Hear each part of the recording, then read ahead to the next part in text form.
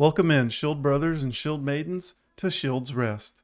I'm Brown, and in today's video, we're going to be discussing magic items in the DC20 system.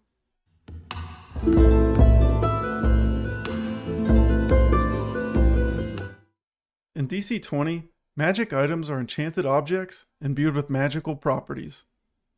You have to be either holding or wearing these items to benefit from their effects. We're going to discuss 5 components of what makes up a magic item, and then build one. First, we have Attunement. You can spend 1 action point, or AP, to start or end attunement of a magic item. Additionally, you can roll a contested flat charisma check if you want to attune to an item that someone else is already attuned with. You are limited by your prime modifier of how many magic items you can attune with at any moment. Using level 1 as an example, your prime modifier is going to be a 3. If you attune to a 4th magic item, you can do that. However, you have to immediately choose to give up attunement of one of the previous 3 items. Next, we have charges. These aren't applicable to every magic item, and they replenish on a long rest. Typically, this requires it to be used on your turn unless stated otherwise. Next, we have references. These are just some details of the item type, equipment slot, tags, magic power, and charges. We'll get into that more when we build our item. Then we have the capabilities, which are the statistics such as duration of effect, weapon style it might use, or damage values that it does. And then your magic properties dictate the total magic power for that item. Last, we have details, which are really just flavor or visuals, and also description or lore that could be used by your GM for storytelling. Right. For our magic item, first we need a name. We're going to call this Sentinel. For type, we're going to make this a shield, and it has the heavy property. And for tags, we're going to put optional attunement. Because it's a shield, we don't have to attune with it to get its effects. It can operate like a typical shield would, unless you really want to get the benefits from this. For magic power, we're going to give it 2 different magic powers that both have a power of 1. So combined, that's going to be 2. Then for charges, we're going to give that just 1. Just so we can see how it works. And for this part, this is the description of the item.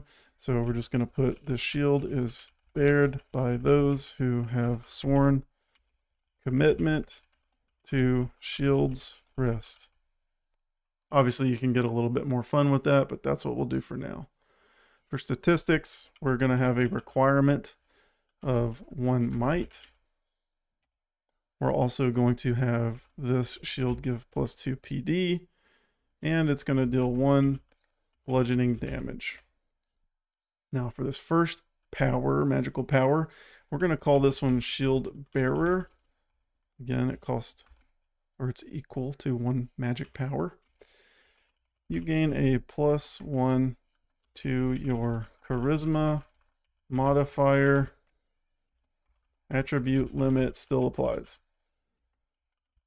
So for example, back to the level 1 reference, if your prime modifier is in charisma and it's already a 3, you can't get this +1 because of the attribute limit.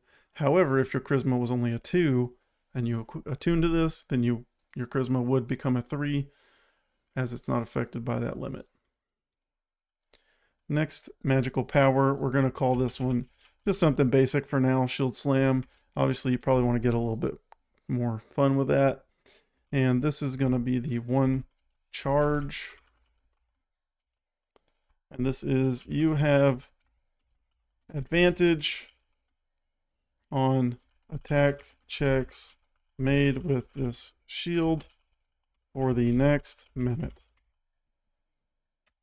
And that's it. That's our magic item. I hope you enjoyed this video, and if you want to see more of this or want to see us cover magic items in the future, please let us know. Additionally, whether it's your first time watching or your return viewer, please be sure to comment, like, share, or subscribe. It really helps us out, and we truly appreciate it. You're a part of keeping this community growing, and until next time, keep that shield wall strong.